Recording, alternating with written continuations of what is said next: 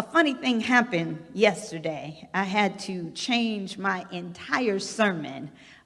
Some of you, I would say about 730,000 of you, tuned in for what was billed as the battle between Jill Scott and Erykah Badu. It's part of the Verzuz series. And if you're not familiar with Jill Scott and Erykah Badu, they were labeled under that neo soul thing, but they're just that full soul thing.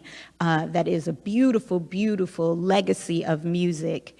And they shared that yesterday in this battle, and leave it to Black women to convert a battle into a love fest and a healing circle, because I heard people saying it was the balm in Gilead. We talked about healing COVID. People said, I haven't felt this good all year. It was an absolutely powerful celebration of all that we are, all that we can be.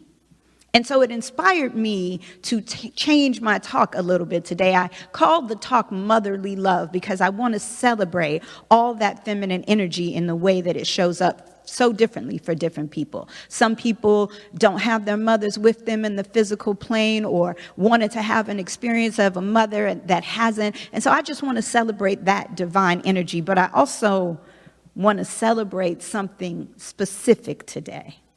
I want to celebrate Black women. And I just want you to breathe right now. Because if that feels uncomfortable for you, that I'm going to spend the next time period focusing on Black women, I want to ask you why. Because I heard somebody say once that what we do to the least of these. Do you understand that it is the most oppressed in our society, that if we can heal the folks that are Black and trans and women with disabilities and poor women and queer women, if we can actually focus on the folks who are at the margins of the margins, what will heal them, what will heal us, will heal all of us, will heal the entire planet. So I am unapologetically a Black woman, and today I'm going to talk about that. I'm going to talk about that specific type of energy that Jill and Erykah so powerfully embodied. I want to talk about those two for a minute because, they talked about the fact that there's been this myth that they have a rivalry. And this is what people teach us about feminine energy a lot, that women can't get along. I can't tell you the number of women I've heard say, I don't get along with women. And that's a myth that's been perpetuated. My sister, Falila Aisha Bilal, says a sister will save your life if you let her. And so this is what happened yesterday. I'm going to tell you, Jill and Erykah saved our lives. We've been needing this kind of healing and self-love and loving each other. And the body of their work that is everything from revolutionary to celebratory to joyful. I want to talk about what they've inspired in me and in so many of us. And so when you hear me say Black woman, and you will, I want you to translate that to whatever community you know and identify with that has experienced that kind of oppression and marginalization. I want you to tap in to the particular spirituality and resilience that Black women bring to this planet and just own it. Own it as something you may not understand or feel comfortable with, but own it as something that's worthy of this time of our acknowledgement. So today I'm going to talk about some of Erykah and Jill's favorite songs that are also my favorite songs. Yesterday was just so exciting. Every time I turned around, I was typing into the chat, oh, that's my jam, that's my jam. And so I'm going to give you some of the jams. Black women are what Erykah Badu calls clever. C-L-E-V-A, right? Black women are clever. And what that means is that in spite of all of the oppression that we have experienced in this country throughout its history, we are ingenious in the resilience that we have. We will turn your leftovers and your hand-me-downs into soul food and fashion. Erykah said, my dress didn't cost nothing but $20, but I made it fly. $7. Didn't cost nothing but $7, but I made it fly. This is the kind of resilience that we are. And it's the resilience that we're seeing in our society now, where people are just making a mask out of anything, right? Where they have found a way to have personal protective equipment just on their own faith, on their own ingenuity. And that is a thing that I love about Black women. Black women will walk into a corporation and smile until you feel comfortable enough to give them a seat at the lopsided table, where they will still do whatever it is that they need to do to command your respect. And then open the door for someone else to come on through. That, for me, is clever. For generations, Black women have nursed and raised white babies. I want you to just breathe, because it's true, right? And taught them to reject hatred, all at the same time nurturing and loving their own families and partners and communities and churches. It's a beautiful thing to be that clever, to be able to balance all of that out. So I just want to celebrate the ways in which we as Black women, we as marginalized people, we're clever. We come up with something in the middle of everything. Jill Scott said that we are golden. Black women are golden. We got oil wells in our backyard and diamonds between our thighs. Go on, Miss Angelo. Everybody don't have to understand what that is or what that means. But I want to tell you a story of a moment where I became so clear on how golden we are. My daughter, Nia, went to Spelman College. Now, both of her parents went to Stanford University, right? So that's all that prestige and whatever. And when my daughter was talking to me about where she would go to school, she said, Mom, maybe I can get a better education someplace else, but I believe that Spelman will make me a better person. Spelman is a historically Black college, in case you're unfamiliar. And when your 17-year-old says something to you like that, you just got to get out the way. So I went down to Spelman and I went to the orientation. And while I was at orientation, it was quite clear the pride that they had for who they are. Every time they said something, they said, a Spelman woman is a woman of class. A Spelman woman is a woman of excellence. A Spelman woman does not cut corners. A Spelman woman is creative and ingenious, and all the things, right? And I remember I kind of turned to my husband and I said, wow, this is pretty, bold. Is she humble? And I kind of made a joke about it. But as I lay in my bed that night, I was working at Stanford at the time, I thought about what we say to Stanford students at orientation. We talk about them like they are going to cure cancer and take us all to the moon. And I said to myself, why shouldn't we talk about Black women in the same way? Why shouldn't we have this same kind of pride as we stand in who we are? I got up the next morning and I was quoting all of the same quotes, because I realized that we sometimes shirk from our beauty, shirk from our golden aura and energy. We shirk back as though this world is not ready, but it's going to have to get ready for how golden that we are. I watched my daughter thrive through that experience, because she never had to spend one day in a classroom where she wondered if she was less than or being treated differently because of her race or her gender. I loved that experience for her. And so this is who we are. We're golden. And whether we Sasha Fierce you into building a beehive, or we hold your hand and wipe your tears while we are building an empire big enough to give you a car and you a car and you a car, we are bold in our goldenness. And I'm grateful. I'm grateful for the way Jill Scott talked about taking my own freedom. Yes. This is what we do. This is who we are. And Black women are the healers. Erykah Badu made a song about what it means to be a healer. And we say in our religious science tradition, I am a revealer of truth. And this is the power from what I use to heal.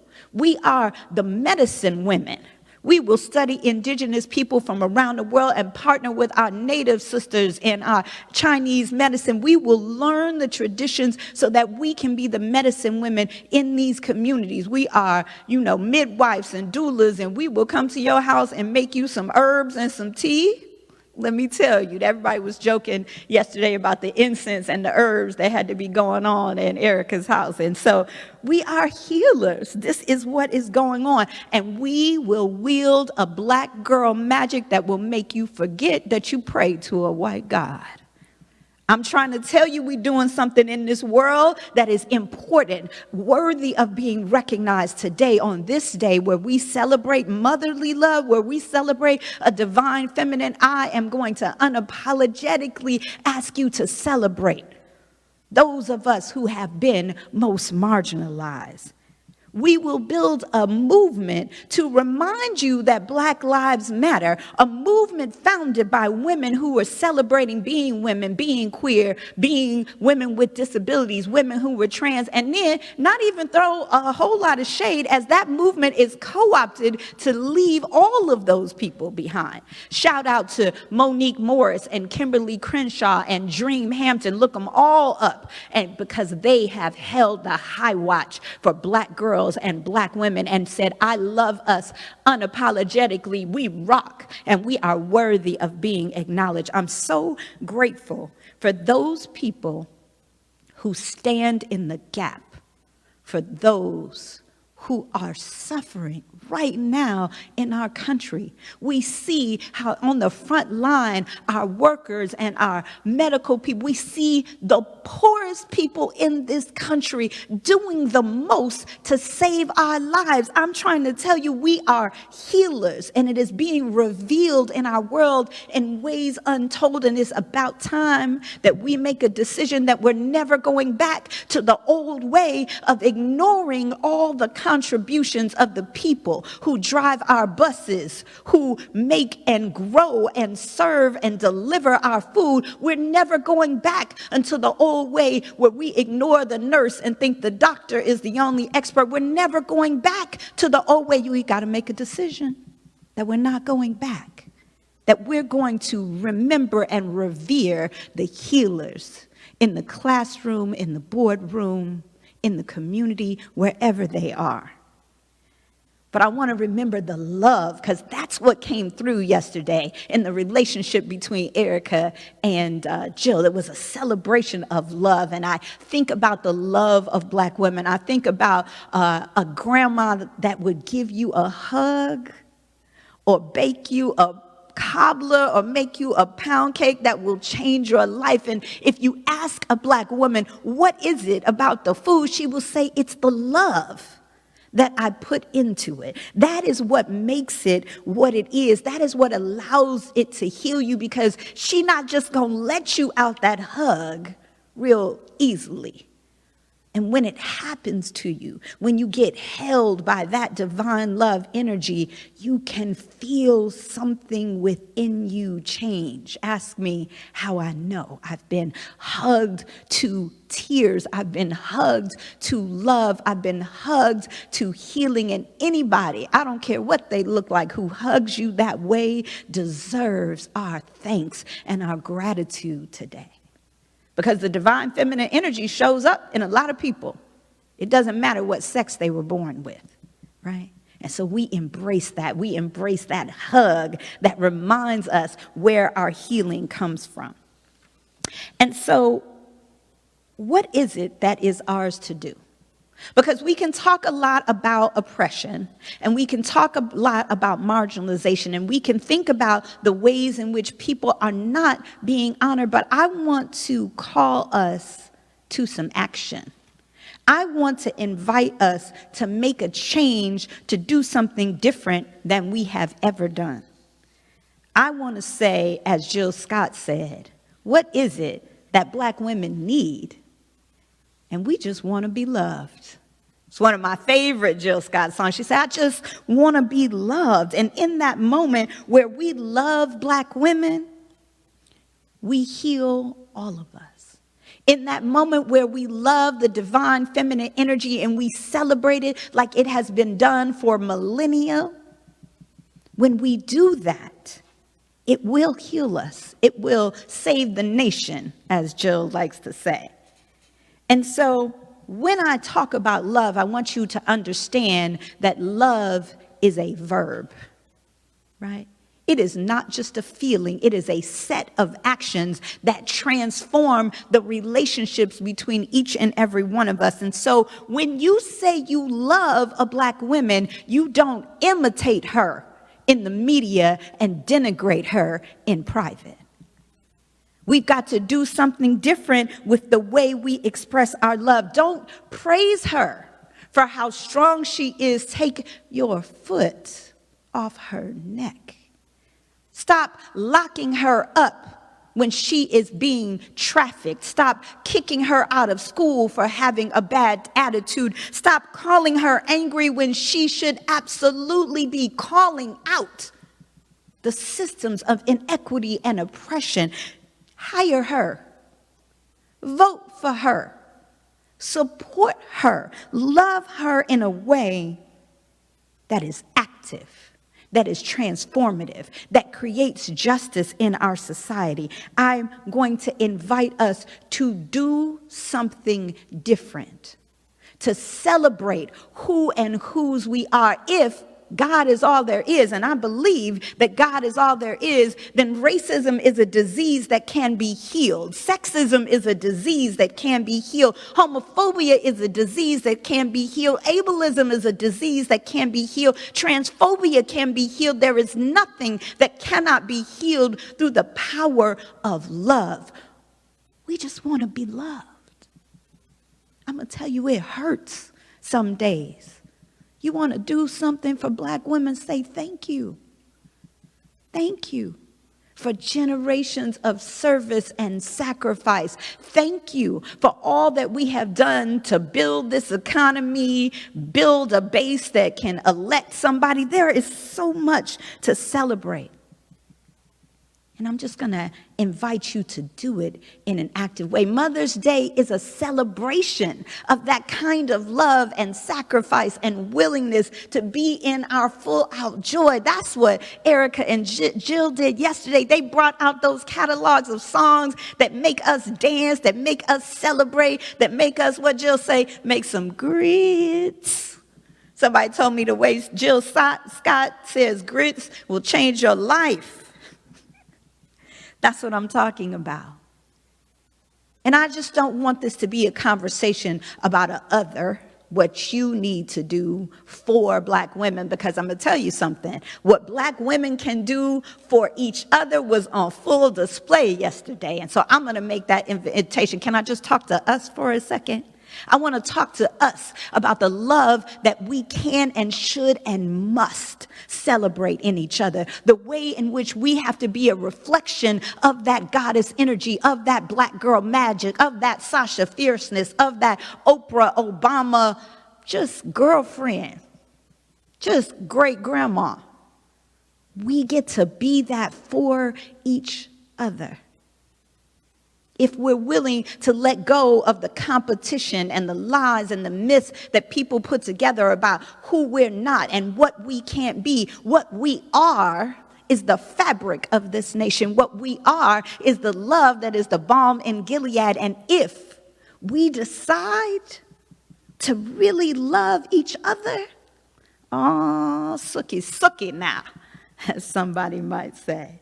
And so I'm grateful for the ways that I have been loved by aunties and mentees, by girlfriends and communities. Everything I am is because someone said, I got you. Someone showed up, someone called, someone came. And that is the gift that we can give to each other, to just love. Love. Actively, with that verb energy, love each other.